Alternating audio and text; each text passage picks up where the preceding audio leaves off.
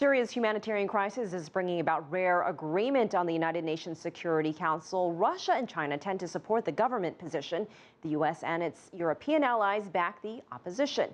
But all agree the Syrians holed up in rebel-held areas need help, and their government won't grant it to them. So now the UN says it will.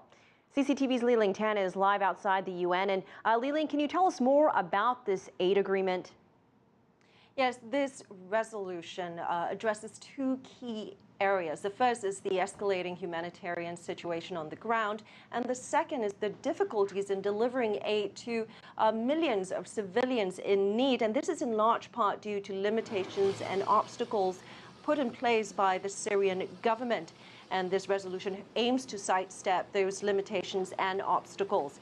Now, the government of Bashar al-Assad has until now prevented aid access to rebel-held areas that it does not control. It requires all deliveries to go through Damascus, and that has been problematic with accusations that that Syrian authorities have been holding back on medical and food supplies as part of war tactics. And the UN ambassador from Luxembourg spoke to the press following the vote, saying that aid convoys were sometimes redirected to a warehouse, and then supplies were taken out by Syrian authorities, and in some cases these supplies remain still sitting there.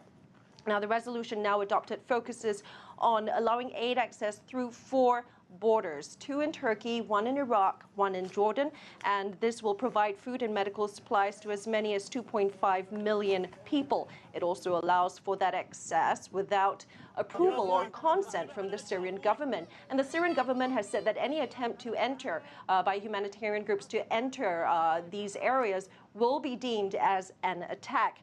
Now, so security is a major concern for humanitarian groups, and to allow aid access, this resolution also sets a monitoring mechanism for the loading of these convoys in neighboring countries, and it also will notify the Syrian government of the contents of these relief supplies.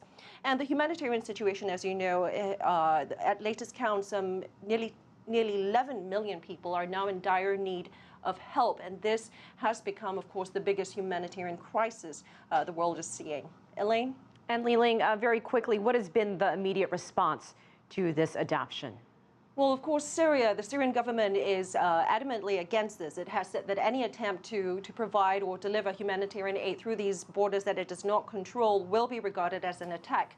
But the Secretary General followed up this vote by hailing the resolution that has been signed, and humanitarian groups are also welcoming it. A coalition of 34 humanitarian groups, including Oxfam, Save Our Children, they've all applauded this move, calling it a diplomatic breakthrough.